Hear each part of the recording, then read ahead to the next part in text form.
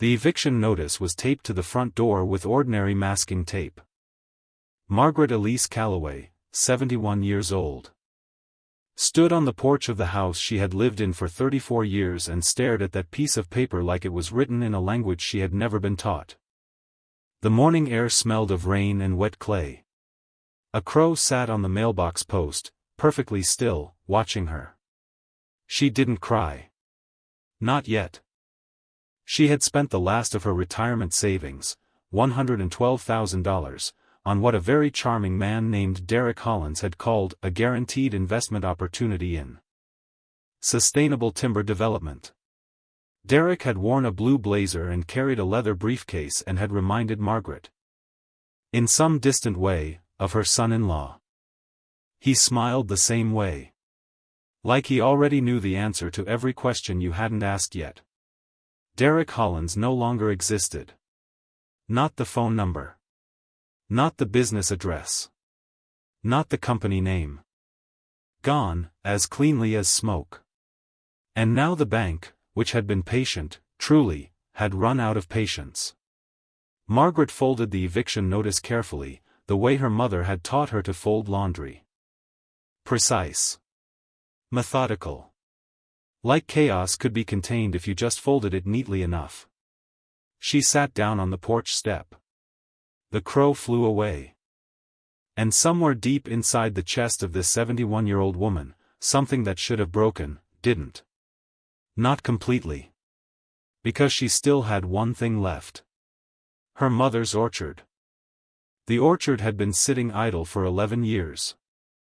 It sat on 4.5 acres on the eastern edge of Harnett County, North Carolina, a quiet, half-forgotten piece of land that Margaret's mother, Ruth Elaine Mabry, had worked herself nearly to death maintaining. Apple trees, mostly. A row of pear. A scattering of wild persimmon along the back fence that nobody had ever quite managed to harvest properly. Ruth had died at 84, a small woman with enormous hands and opinions about everything from soil pH to the moral character of people who didn't compost.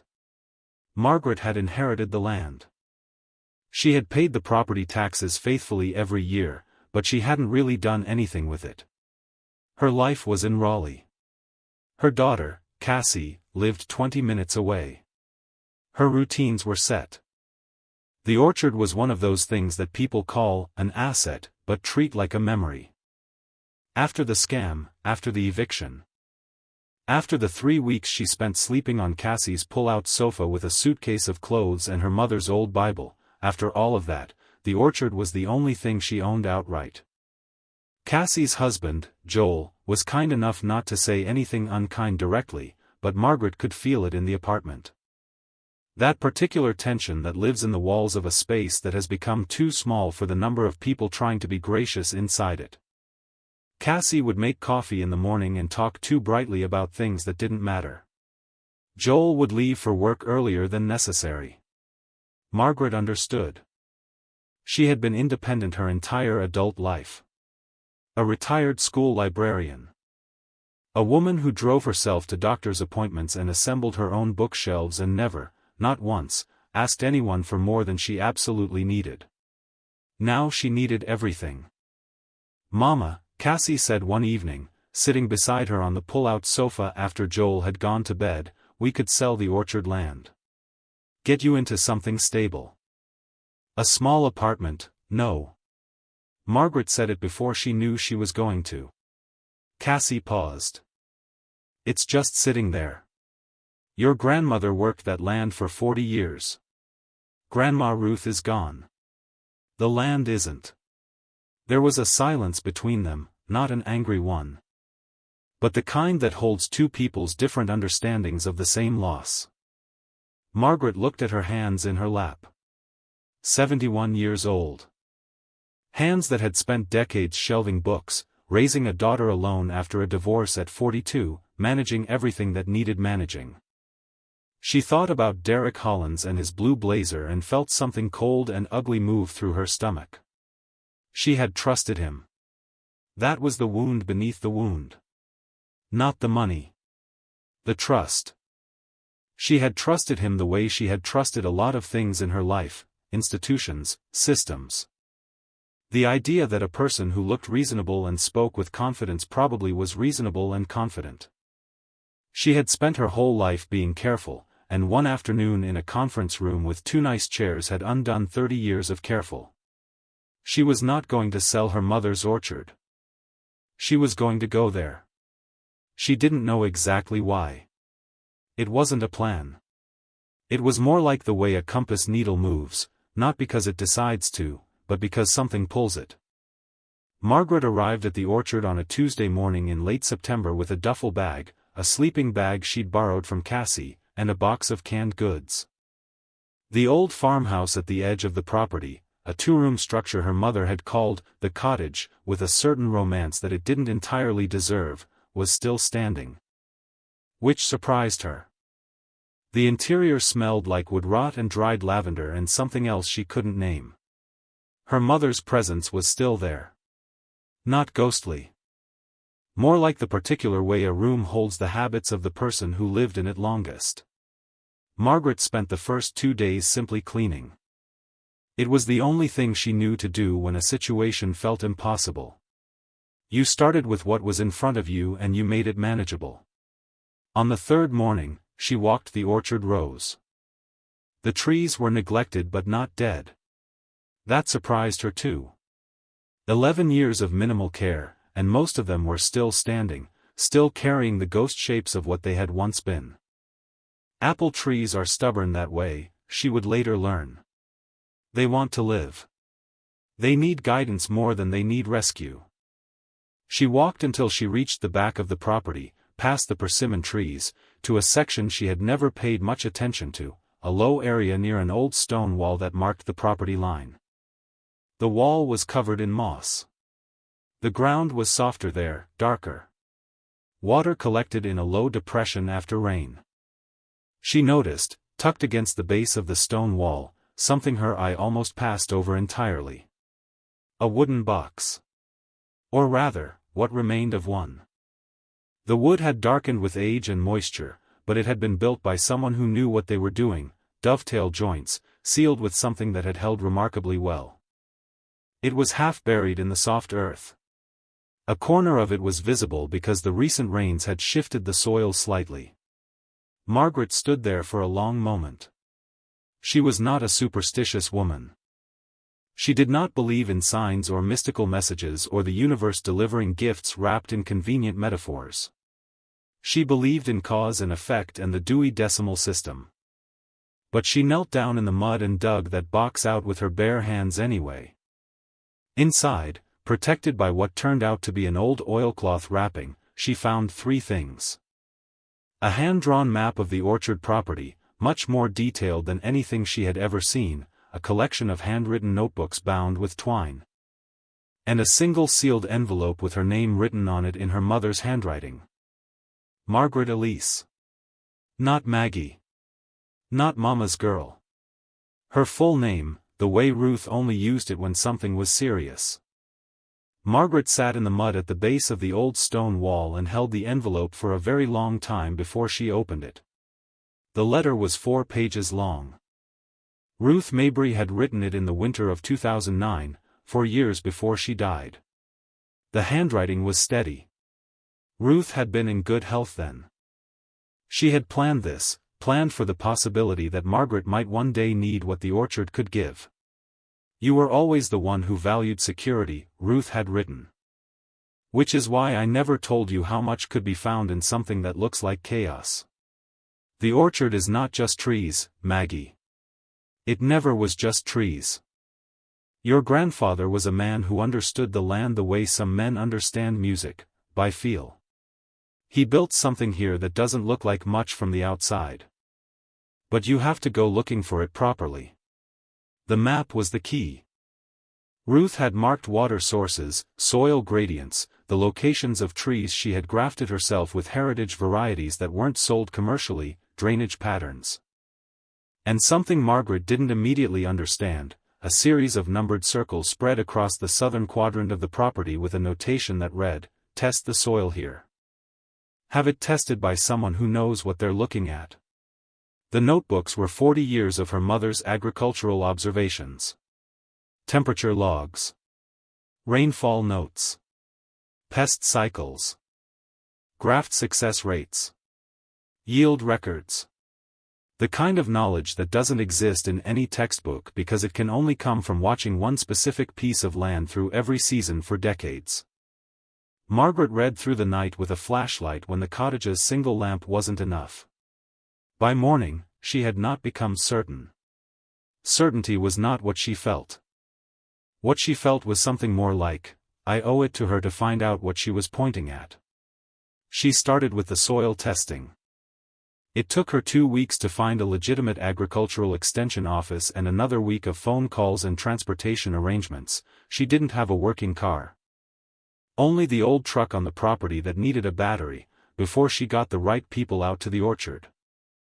The extension agent was a man named Terence Okafor, roughly 40, methodical and quiet in the way of someone who had spent a long time listening to land rather than talking over it. He walked the southern quadrant with his equipment while Margaret followed, trying to understand the instruments and not get in the way. You know what's interesting about this section? He said eventually. Tell me. This soil profile is unusual for this county. You've got a clay loam base, but there's a mineral composition here, higher levels of calcium carbonate. Some trace iron oxide, that you don't typically find this shallow in this region. He looked at the map she'd given him. Whoever marked these circles knew exactly what they were marking. My mother. He looked up. She was a trained agronomist. She was a farmer's daughter who paid attention for 40 years. He nodded slowly. That's the same thing, sometimes. The implications unfolded gradually, like a map being opened one fold at a time. The soil composition, combined with the heritage apple varieties her mother had spent decades grafting and cultivating, created something that had genuine commercial value in a market that Margaret hadn't known existed, the heritage and heirloom fruit market. Not the supermarket.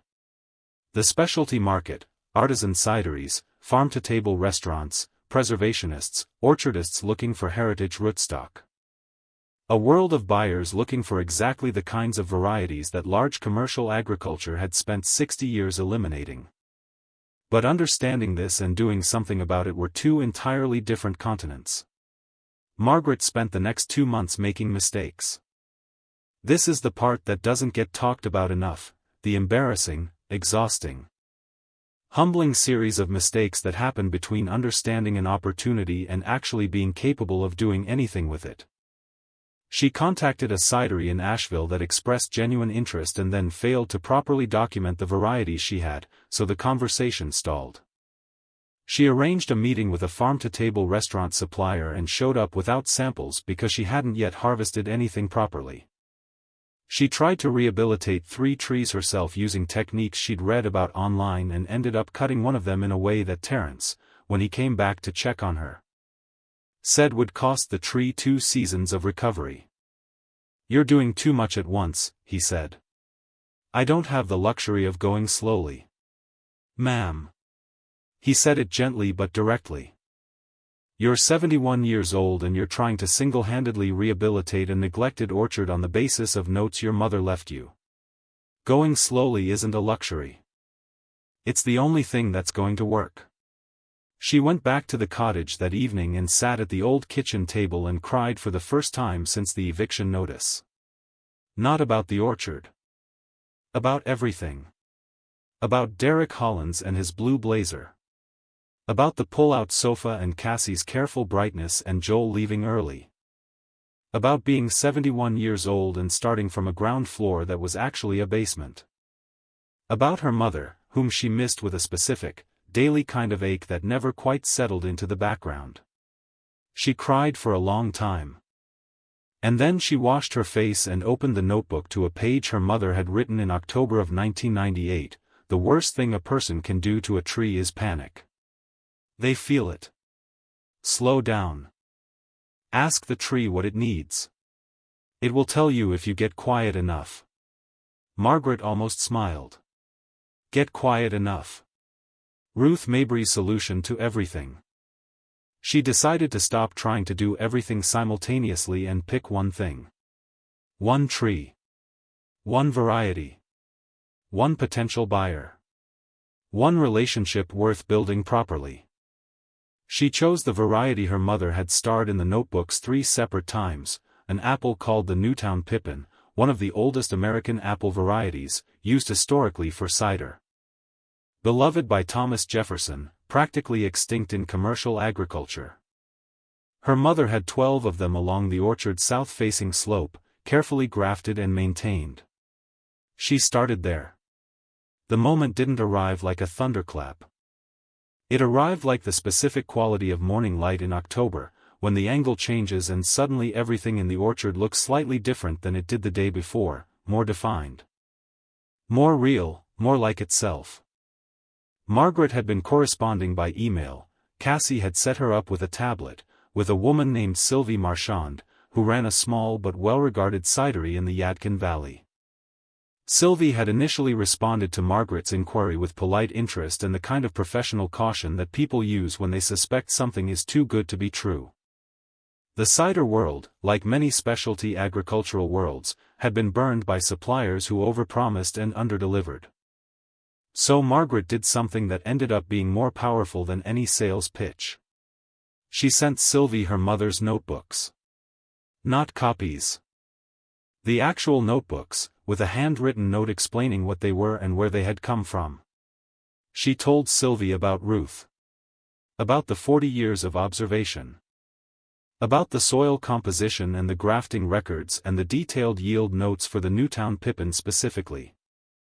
She told Sylvie that she was 71 years old and that she had lost everything and that she wasn't asking for charity, she was asking for a genuine evaluation from someone who knew what they were looking at. 3 days later, Sylvie called. "I've been making cider for 18 years, Sylvie said. I have never seen documentation like this. Your mother understood her trees the way I understand my fermentation cultures. She tracked tannin development in the fruit over a 30-year period. Do you understand what that is?" "I'm learning," Margaret said. "I want to come see the orchard." Sylvie came on a Friday. She spent 4 hours walking the rows, tasting fruit directly from the trees. She carried a small knife and tasted apples the way a sommelier tastes wine, seriously. With attention, and reading sections of the notebooks on site. Margaret walked with her and mostly stayed quiet, which she had learned was the right approach. At the end, Sylvie stood at the edge of the south-facing slope where the Newtown Pippins grew and looked at the trees for a long moment. "These have been mismanaged for a decade," she said. "But they're not broken. The rootstock is exceptional. The variety is exactly what I've been trying to source for 5 years." She paused. "I'm going to make you an offer. Not charity. A working partnership. I'll fund the rehabilitation costs for these 12 trees and the surrounding area in exchange for right of first purchase on the harvest for the next 5 years. You keep full ownership of the land. You get a fair market price plus a premium for the heritage variety." Margaret looked at the trees. These trees that her mother had grafted and watched and documented through 40 seasons. "I need to think about it," Margaret said. Sylvie nodded. "Of course." Margaret thought about it for 2 days. She called Cassie. She called Terence Okafor and read him the terms. She sat with her mother's notebooks and read the entry from October 1987 where Ruth had written, "Planted 3 new Newtown grafts today. Won't see fruit from them for 4 years. That's how this works. You plant for someone else's harvest sometimes. That's not a loss. That's how the land stays alive." She called Sylvie and said yes. The first year was still hard. This is important to understand. The partnership with Sylvie did not make things easy. It made them possible.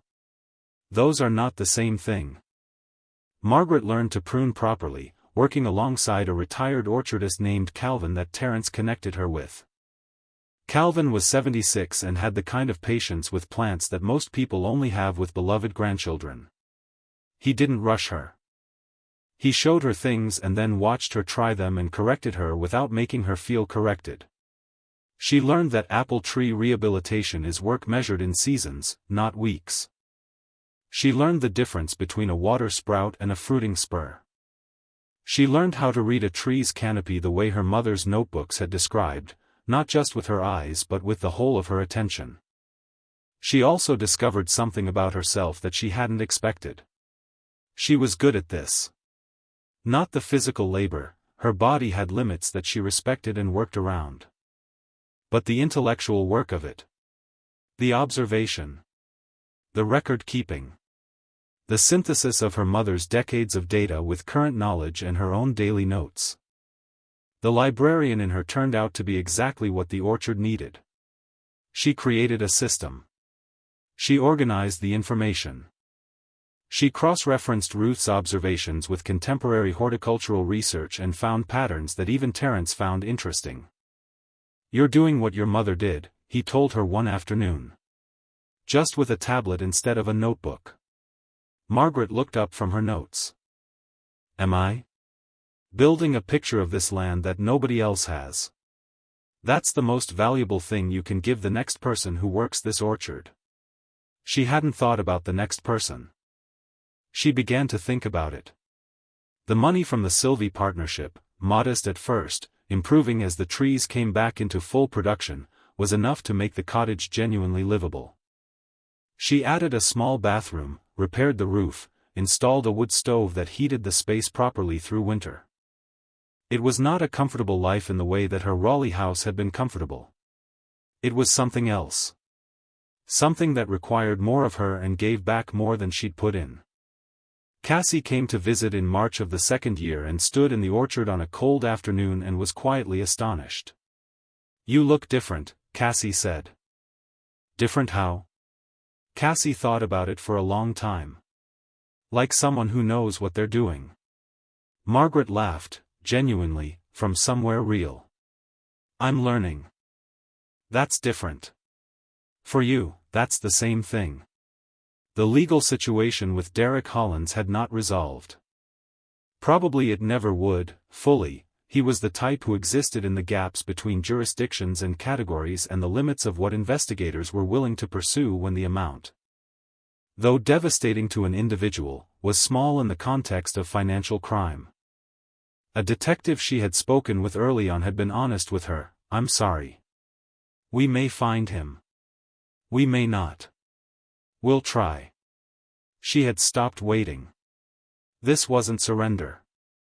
It was something more complex, the recognition that the energy she spent in the direction of Derek Hollins was energy she was stealing from the orchard, from her mother's notebooks. From the Newtown pippins in the south-facing slope. She couldn't afford the theft. Not anymore. She wrote in her own notebook, she had started keeping one, a line she came back to often: "The time I spend angry at the man who took my money is time I am giving him for free. He's already been paid enough." In the third autumn, Sylvie came for the harvest with her team. It was the first proper harvest from the rehabilitated Newtown pippins, not a full yield yet, the trees needed another season or two for that, but enough. Enough to press. Enough to make something real.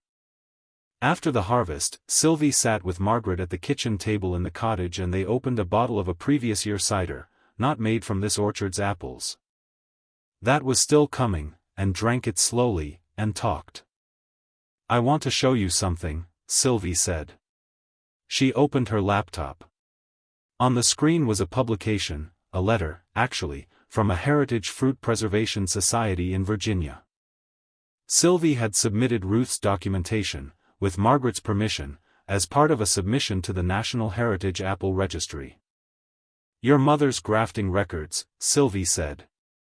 Specifically her documentation of a variant of the Newtown pippin that she appears to have cultivated over 30 years, a particular strain with measurable differences in acidity and sugar ratios.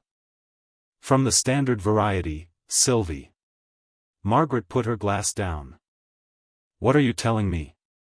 "The registry is calling it a distinct cultivar. A named variety that your mother developed. They want to name it." Sylvie paused. There's precedent for naming it after the person who cultivated it. Margaret stared at her. It would be called the Ruth Mabry apple, Sylvie said quietly. The silence in the cottage was very full. Margaret looked at the wall above the stove, where she had hung her mother's photograph, Ruth at roughly 60, standing in this same orchard. Squinting into summer light with her enormous hands on her hips and an expression of determined satisfaction. She had spent her whole life thinking her mother was simply a woman who worked very hard at a very ordinary thing. A small farm. Some trees. Year after year of patient, unglamorous attention to something most people drove past without noticing.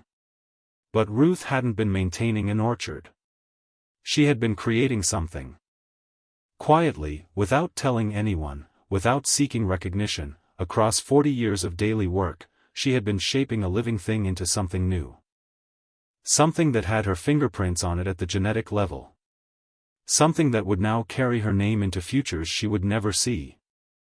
Margaret understood, in that moment, something she couldn't quite have articulated before. Her mother hadn't left her the box beneath the stone wall because she knew Margaret would be scammed. She couldn't have known that. She had left it because she knew, the way mothers know things about their children that children don't know about themselves, that Margaret was the kind of person who might someday stand at the edge of losing everything and need to be reminded that some things cannot be taken. That value doesn't always announce itself. That the most important inheritance isn't money. It's knowledge. It's attention. It's the 40-year practice of noticing what's in front of you and caring for it anyway, even when no one is watching, even when the return seems impossibly distant. Ruth had known her daughter would find the box. And she had known, because she had raised this woman, that Margaret would know what to do with what was inside it. Not immediately. Not easily.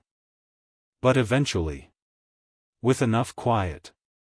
There was one more thing. Margaret discovered it herself, in the fourth spring, while digging a drainage channel along the old stone wall, the same wall where she'd found the box. She was working with a proper spade now, digging deliberately and carefully the way Calvin had shown her. And she hit something. Another box. Smaller. Sealed with the same oilcloth. Inside, Ruth's original grafting specimens, dried and preserved, from the earliest years of her cultivar work. Botanical specimens, carefully labeled in Ruth's handwriting, from the 1970s. The seed of the beginning of what had become the Ruth Mabry apple, sealed underground beside a stone wall since before Margaret had been paying attention. There was no letter this time. No explanation. Just the specimens. And underneath them, a single index card, the kind librarians use, with Ruth's handwriting, for when you're ready for the next part. Margaret Elise Calloway is 75 years old now. She lives in the cottage year-round. Her knees give her trouble on steep ground and she has arrangements with Calvin's nephew for the heavy physical work, but she is in the orchard every day. Morning and evening. Watching, noting, learning things she didn't know she could still learn. The Ruth Mabry apple is now officially registered with the North American Heritage Variety Database. There are 3 other orchards in the country growing grafted specimens from her mother's original rootstock. Each purchased from Margaret's own nursery, a small side operation she began in the 4th year, because Terence suggested it and because it turned out her mother had been right. There is a next person, and the land stays alive by passing knowledge forward. Cassie visits every October now. She brings Joel and the grandchildren and they pick apples with bucket harnesses and the children are completely unaware that they are participating in something historically significant. Which Margaret thinks is exactly right. Apples should be picked by people who care more about eating them than categorizing them. The money from Derek Hollins was never recovered. Margaret stopped tracking the investigation 3 years ago. She has made back, through the orchard, roughly 40% of what she lost. In time, with the nursery and the continued Sylvie partnership and a small contract with a heritage fruit preservationist in Greensboro, she may recover more. Or she may not. She has stopped organizing her life around that particular arithmetic. What she has instead is this: 4.5 acres of land that knows her footsteps. 12 Newtown pippin trees that have come back to full health under her attention. A set of notebooks, her mother's and now her own, that together represent more than 50 years of intimate, patient knowledge of one specific piece of earth. A named apple variety that will likely outlive everyone currently alive who knows what it means. And a box of specimen cards that she has not yet fully understood. For when you're ready for the next part. Margaret keeps the index card pinned above her writing desk. She looks at it most mornings. She is not yet sure what the next part is. But she has learned, truly learned, in the way that only a life rearranged by loss can teach, that not knowing what comes next is not the same as being unprepared for it. Her mother spent 40 years building something she would never fully see. She planted for someone else's harvest and called it not a loss but how the land stays alive. Margaret understands that now. She understands it in her hands. We spend so much of our lives trying to protect ourselves from loss that we forget, some things are only found after everything else has been taken away. Some knowledge lives underground, waiting not for the right moment but for the right person, the one who has been emptied out enough to finally have room for it. Ruth Mabry understood something her generation often understood quietly, without speaking it aloud, that the most enduring things we leave behind are not the things we built for people to see. They are the things we planted in the dark, in faith, for hands we trusted would eventually find them. Here is the question Margaret asks herself in the orchard every morning, and the one she leaves with anyone willing to sit with it. What has the loss in your life been trying to show you that you've been too busy grieving to look for? The orchard is still there. The trees don't rush. They simply grow, season after season, faithful to what they are, patient with the light.